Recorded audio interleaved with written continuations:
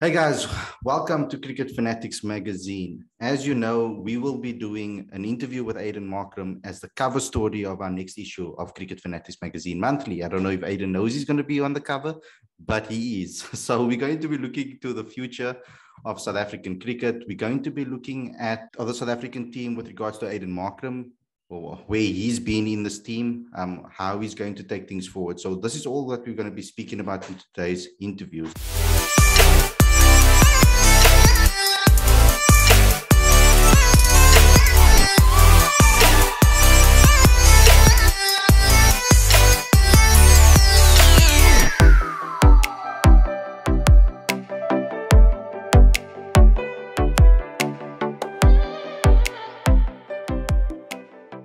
So welcome to the show, Aiden.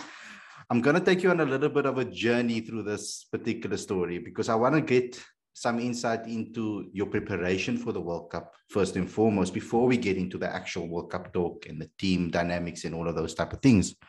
So first and foremost, I want to say well done on your personal performance in this World Cup, because I feel that you were undoubtedly one of the stars of this group stages as well as the tournament. And when I did a podcast recently, and I spoke to Aiden, who does the County Cricket podcast, and he asked me questions about who's my standout player. And undoubtedly, it has to be you. I really enjoyed your performances throughout the tournament. I think the way you've prepared, we could see it in all your performances leading up to this tournament. But how did you prepare for this World Cup? What were your thought processes? Look, I think it started actually a few months back. We obviously weren't sure as players if you go into the World Cup or not, but I think you, without us knowing, preparing for a trip like Sri Lanka, trying to develop our games in general, having or sort of talk in the town was that we might have struggled playing spin, especially mystery spin. So put a lot of work into that as a team. And I think just by doing that, that's sort of maybe when the preparation phase actually started. So like I said, it started maybe a few months back. And then to fast forward from the build-up to the World Cup, I think as a team had a very good T20 run in Sri Lanka that gave us a lot of confidence against good spinners on pretty challenging wickets as well. From there, obviously came to IPL and then didn't obviously expect at all to get into an IPL. So thought the preparation was going to have to pretty much take place at home. But I suppose it was a massive blessing in disguise to be able to familiarize myself with the conditions. Didn't expect to play any games at the IPL, so my mindset and my approach was to learn as much as I could and try to get familiar to the conditions solely for the World Cup. And ended up playing some games, and I suppose that's where you learn the most is when you're out in the middle. So I think from a preparation side of things, everything, well, I couldn't have got any luckier, I suppose. So I'll take it with open arms to be able to have got 4 to 5, I don't know if it is, maybe even 6 games under the belt before a World Cup starts, but in the exact same condition. But before we get into the IPL, because there's actually a question that I have to ask you from Aditya later on. He asked you specifically to please ask your question. But before we get into that, I just want to talk about your international game specifically, because I'm not going to get into that right now, but with the IPL comparison, but with regards to your international T20 career, especially, did you have any extra technical adjustments to your game? Because, you know, with professional cricketers, there's not normally a lot of technical things that you change, really. You basically trust your game. But were there any technical adjustments that you had as preparing for this World Cup? I think from a technical side, there actually wasn't too much. I think I had to try and understand the fundamentals, I suppose, call it a power hitting and being able to execute power hitting, not having faced many balls. I think back when I did certain games bat in the death, I would have batted for most of the innings because I was normally up top of the order. So it was about sort of technically not maybe changing too much, but really trying to grow the game and grow my own sort of game to be able to walk into situations. And if I have to get going from within my first couple of balls, because that's what the team needs, then being able to trust that I've got the game for that. So it was really about trying to upskill myself, being able to be comfortable and also still trust the fact that I can pull the trigger from the word go if needs be. But I think that the only way you trust that and feel comfortable doing it is by preparing accordingly. So I think a lot of credit must go to our management as a whole. They clarified roles very well for all the players, and it made the preparation side of things a lot easier for us. So that's sort of where it was. The development was not really a technical thing. I think it was just trying to upskill and try to get familiar with things that I haven't done building up to the World Cup. Yeah, because your introduction into the team is almost smack bang in the middle between like a transitional phase almost. We had legendary guys, older guys that have been performing so well for so many years, and then you are like almost like the bridge to the future in my eyes. So I want to ask you, because when I speak to modern day cricketers, maybe guys that are younger than you, I'm talking about maybe one of your teammates like Deva Brevis, for example, a young up-and-coming star. There's a lot of other youngsters that I spoke to as well. They talk about technology and how technology has helped them. Before, you used to take a book out of the library and maybe look at the techniques. Now people are watching YouTube videos and studying how to bat like Aiden Markram or bat like Quinton de Kock or whatever the case may be. So for you personally, how does that help you professionally with regards to video analysis and to work out different bowlers, etc.?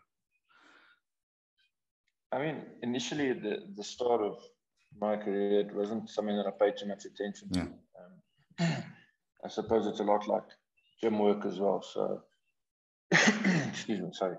But it's sort of, you almost just focus on the cricket side of things, and you get the other things done, but you don't completely sort of maybe buy into it or give it the attention that it actually deserves. So that has definitely changed for me over a few years now.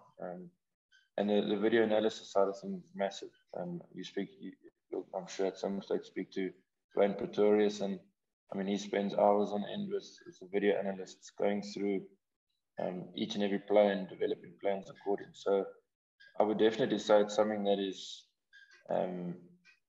certainly very beneficial, but it's also it's a massive must nowadays as well, because everyone has access to each person's game, and there's no reason why they wouldn't be doing their homework on other players and trying to find ways that they can get one up on them. So it definitely is a massive part of today's game, I would say.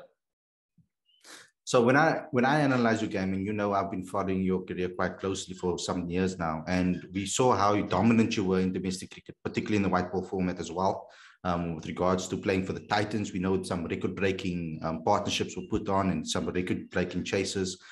Then you made your step up to international cricket in ODI arena as well as Test, but ODI arena I'm going to talk about specifically because we know that if you look at the numbers, maybe you haven't really been putting out the same numbers that you've been putting out domestically with regards to that. But I want to talk about your improvement, because this T20 World Cup just wiped that whole slate clean for me in my eyes, because like you had such an amazing performances throughout. We had that triple, like 3 in a row, consecutive half centuries before for the Proteas in T20 cricket, and then the World Cup campaign that you had. So what has been key to your improvement in your international white ball game, particularly playing against spin as well? Yeah, I think, again, the upskilling side of things has been a big thing for me. I think you almost, I suppose it's maybe normal when you're young and growing up and you think you can play in each conditions the same way that you do in South Africa. And you almost just hope that it will be okay and you can get some runs together. But then you, I suppose, have to go through the tough times to realize that you actually have to have different sort of game plans and be able to access and do different options according to whatever the conditions are dictating. And I can tell you, honestly, there's no worse feeling a few years back, me knowing that I have to sweep, because, I mean, I can't just play it with a straight bat. It's just going straight past everything. But deep down in my heart, I knew I couldn't sweep because I hadn't upskilled it. And this was obviously a few years ago, and those struggles against spin really sort of surfaced. So it's definitely quite important to realize that you have to upskill. And I suppose once you go through that tough time, it makes you really like sort of opens your eyes about it. But yeah, I would say that's the biggest thing. I think role clarity has been quite big for me as well. It's something that I'm quite big on as a player. I don't mind whatever the role is, but so long as it stays clear and consistent, then I'm more than happy to do whatever is required of me. But I think it becomes quite tough when each game it's something new, because, like I said, the preparation side of things, once you start a series or once you start a tournament, your training side just becomes a top-up. So you do all the hard work sort of before the series starts. And if I think, for example, I'm going to be batting or opening or batting at 3 prior to a series, and I obviously prepare accordingly, and then potentially you go into a series or whatever the case is, and you're batting at 4 or 5, and everything is just obviously completely different, as you know. So, yeah, I think another side is also making peace with the fact that that can also happen. But then it's vitally important that in your preparation phase that you actually discover every box, because you'd rather have trained something and you might not have to use it than think you're never going to be in that situation.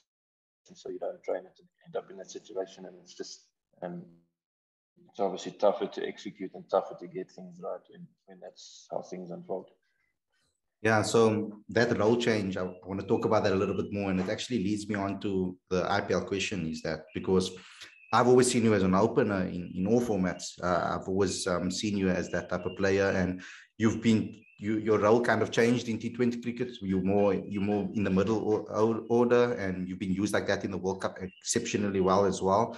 And so I want to ask you about your time in Punjab and for the IPL in UAE conditions, how that helped you prepare for the role in the World Cup. You touched on it early on, but I want to know particularly with regards to your adjustment from being an opener to a middle order batter.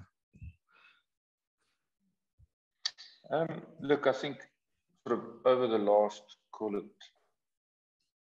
12 to 18 months, I've been a bit more open-minded and made more aware of the fact that I could find myself in the middle order. So I think mentally, just when you address it, that the fact that you might end up playing a role there, it's better than when you end up doing that role, but it catches you by surprise, if that makes sense. So that was the focus, was to be open-minded about it. And I suppose if a coach is putting you in that role, he backs you and thinks that you can execute that role. So I try to see it from that perspective, and not see it as like, this is another challenge, and I mean, the odds are stacked against me. But it's more, actually, you know what, fair play to the coach. If he thinks I can do it, well, let me go put the hard work in to try and say thanks to him for the opportunity and for sort of believing in that I could do that role. So that was the thing. I think years ago, if you told me I'd be playing a role at potentially 4 or 5 in a T20 international, I would have said, no, I don't think I've got the game to do that. And that's the honest chats that I had to have with the coach. But then, like I said, it just gets down to trying to get more options. I think the last time I was on the show, we chatted about that as well. You try to develop and you try to grow more options so that when you're out there in the middle, things feel a lot more comfortable and you feel a lot more calm to tap into other options if needs be, because you trust it, because you've prepared well for it. Yeah. So that brings me to my question from Aditya that he sent in. He wants to know what learnings did you take from the IPL with respect to dealing with pressure specifically, and learning from coaches such as Kumble, Flower, and Wasim Jaffer? Yeah, it's certainly very different there. And obviously, I didn't know what I was going into. None of the South African guys were there, so it was almost like, I mean, you go straight in and you try to get to know people, and you try work out yourself how things operate in an IPL team. So there is obviously a lot of pressure when involved in a tournament like that. I think we all have seen the passion that comes through that tournament from the supporter side of things. So I suppose if you're playing as an overseas player, there is a bit more pressure on you to deliver the goods and to get a team over the line. But then you look around and you see some of the local Indian players that might have not even played international cricket yet, and you go, like, cheap as this guy. I mean, he's better than me. And you know what I'm saying? So it's a weird one to, you almost get wide-eyed when you see the amount of talent that's roaming around there, and you're like, jeepers. I mean, these guys are guns, and like, here you are. And so it was a weird thing to see, but it was actually quite awesome to see as well. But I suppose there is a little bit more pressure to deliver the goods at a tournament like it. But it's a different sort of, it's not a responsibility. I don't want to say that, because like I say, all the local players can deliver the goods as well. But there is certainly that element of, okay, you're an overseas player, and you as that player really want to get the team over the line a lot more often than not, if that makes sense. Yeah. So it's so crazy that they exited so early in the World Cup. I mean, wow. Anyway, let's move on from that. Your bowling. We need to talk about it. I think it's an excellent move for the Proteas, and I want to know how much Temba played a part in this role as well, with regards to using you as a third spinner in the team. Your bowling's come a long way. I mean, we've seen you develop excellently over the last couple of years. And T20s, spinners are a lot more targeted, I feel, in the white ball format on certain wickets. Obviously, on spinner-friendly wickets, it's obviously going to aid you a little bit more. But who has helped you with regards to improving your white ball bowling? I'll be honest with you, it's the spin bowling unit in the team that has helped me the most. Obviously, in terms of plans, then we're chatting to Temba, we're chatting to coach about plans and potential roles that I might have to play with the ball. And then in terms of trying to operate like a spinner, then I'm definitely chatting to guys like Shamo and Kesh, Bjorn and George. It's actually quite a tight little unit that they've got going, and I sort of just stuck in there somehow. And then you just have chats with them, and you actually see how in-depth it, and also, like, I suppose it's like batting, but I never saw it that way, because I was just, if I have to bowl a bit, then so be it. But I think when you get asked to, I mean, they say your only way in is if you can potentially be the sixth bowler. Then I think it also opens your eyes up, and you realize that, okay, well, then if that's the case, I need to spend a lot more time doing it, and chat to the guys that have nailed it, like the Shamos, the Keshis, all of them, and see what they're thinking during the games, and what their plans are to certain batters and different stages of the game and things like that. So they've all helped me a lot. So like I said, Temba and the coach has helped me a lot from a role side of things, but from actual spin bowling and trying to get better as a spinner, Keshi and Shamo and Georgie and Bjorn as a spin bowling sort of unit has given me a lot of help, I must say. That's excellent to hear that. I love that, the brotherhood that's in this team. But this sets up my Patreon question beautifully. We have a Patreon that sent in a question as well. Thank you to Werner for the question. He says, how does it feel to be number 7 in the T20I all-rounder rankings? I don't know if you saw that recently, that you're number 7 in the all-rounder rankings in T20 cricket. No, I've definitely not seen that. Look, it's a weird one, because still I don't really see myself as an all-rounder, but then there's a part of me that says, like, I need to just keep trying to get better, especially the bowling side of things, because there's a lot more that I can try and get better at. Like I said, it used to always just be a case of, okay, if I have to turn the arm over, then I will. But now I'm trying to see a way that I can actually have an impact on the game with the ball as well. So, like you said, especially in spinner-friendly conditions, if we can get an extra 5, 6, 7 overs of spinning in ODI in spinner-friendly conditions, then I need to make sure that I'm ready to do that for the team. So, yeah, the all-rounder side of things, I mean, it's a weird one, but yeah, I wasn't aware of it. That's excellent. Okay, so now let's talk about the team itself. I would like to get into the team dynamics a lot more. First and foremost, how are you feeling after missing out on the semis? And how is the team feeling since the last time you spoke to them?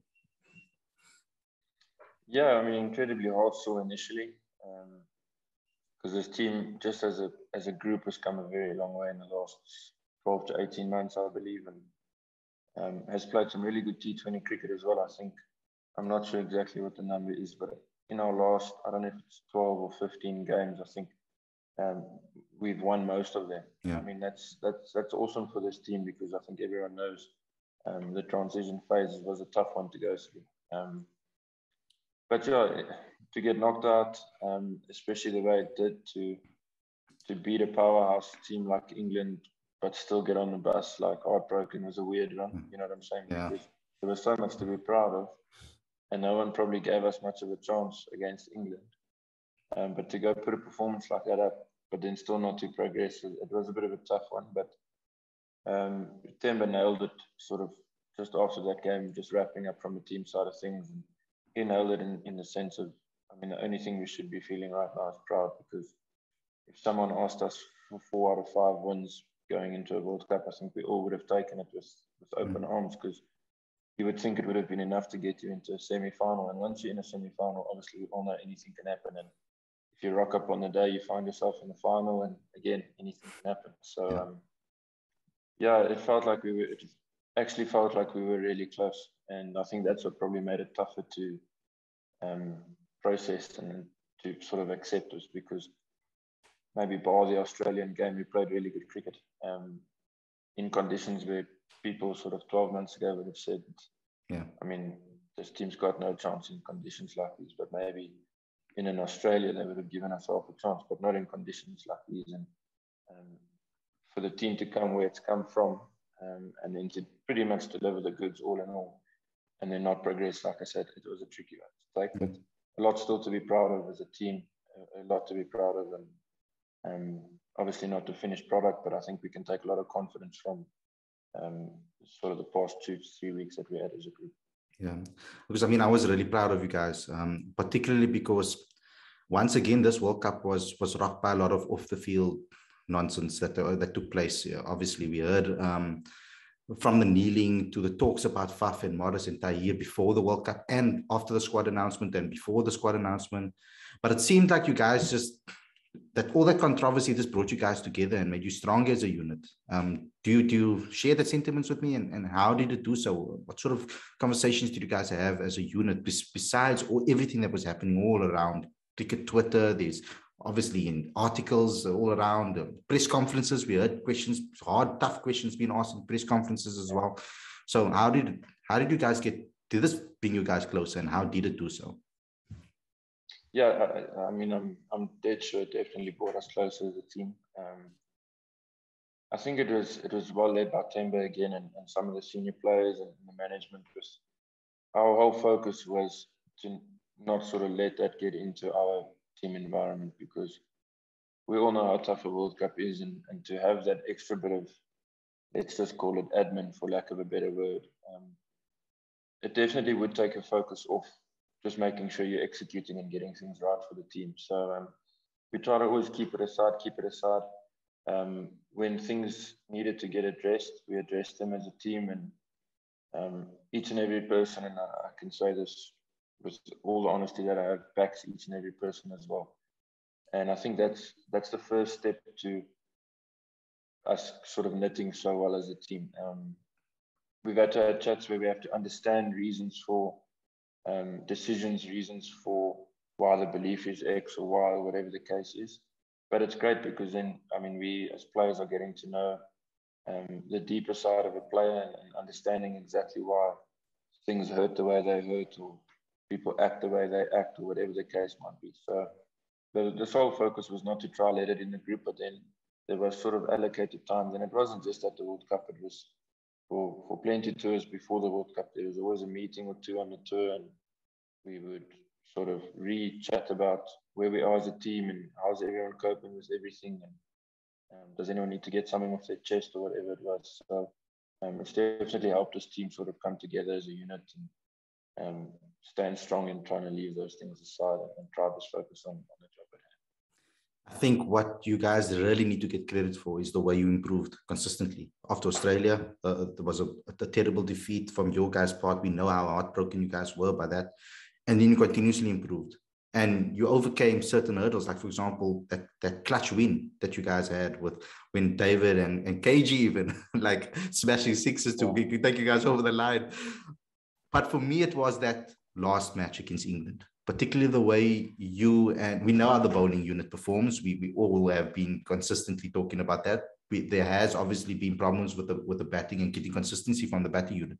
But the way you and Rassie performed in that particular match, it was just excellent, and it was exquisite, actually. That's probably the best word I can use. How has he helped you improve your game, Rassie? Playing with Rassie, seeing how his career, as well as just how he's improved consistently, even though he suddenly was sprung into the Proteas team after years and years of hard work in domestic.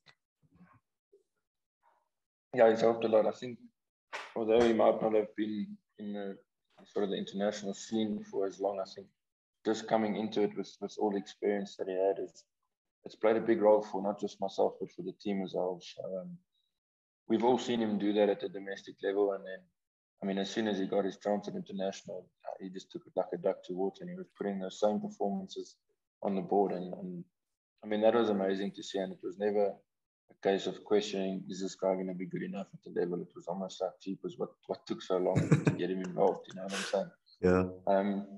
So he was going, I think, especially that knock against England, obviously we realised that we had to take the game on to try get as big a score as we could, but we understood the wicket was not the best one probably to bat on in the tournament.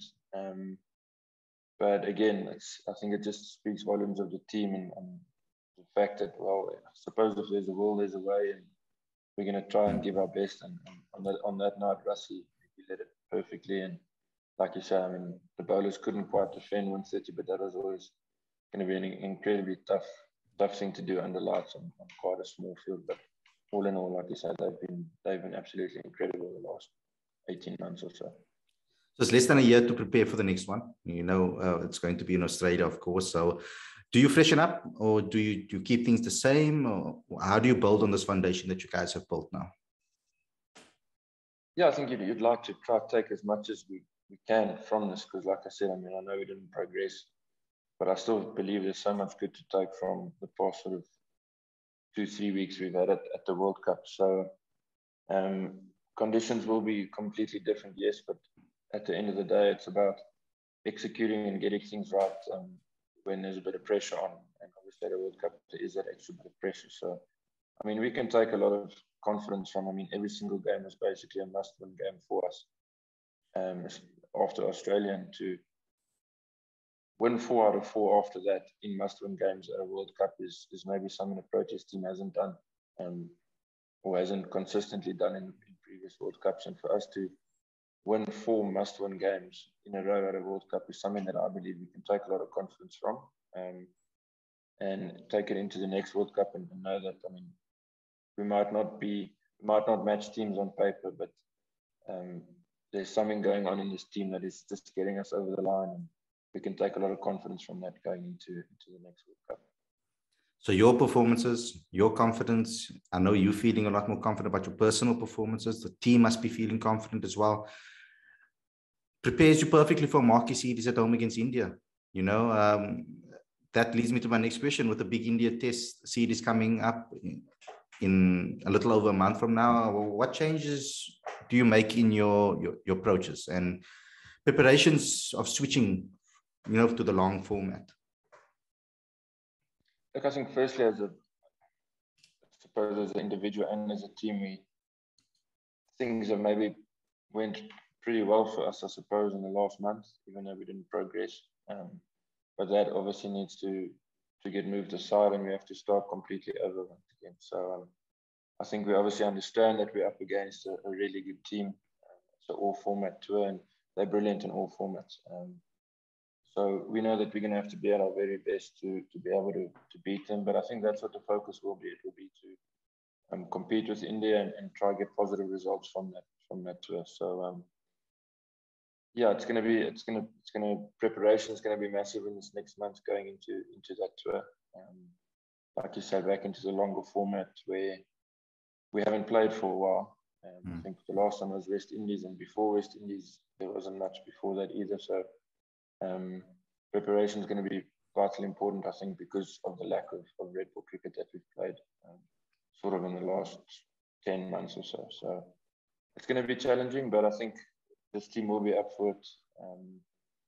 And yeah, hopefully we can put some good results together again for cricket in this country and just the people of the country as well. Are you going to be looking to take some time off now, or do you think that maybe you're going to play some 4-day cricket to get you ready for the tour? We're not sure yet, because obviously each player wants to play at least a 4-day game before the series starts. I mean, it's a lot in it.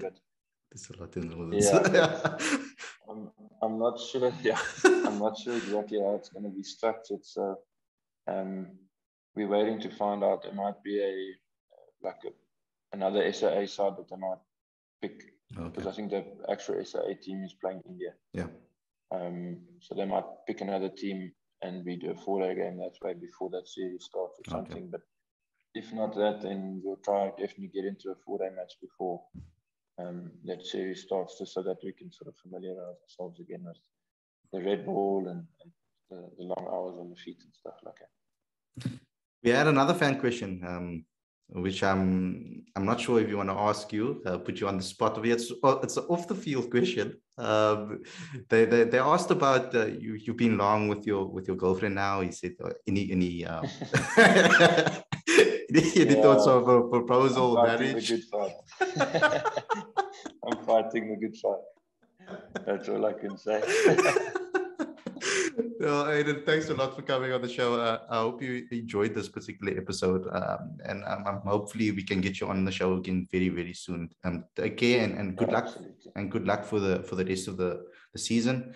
I'm looking forward to seeing some more great performances from you going forward. Yeah, thanks, Khalid. Thanks for having me as well. No problem.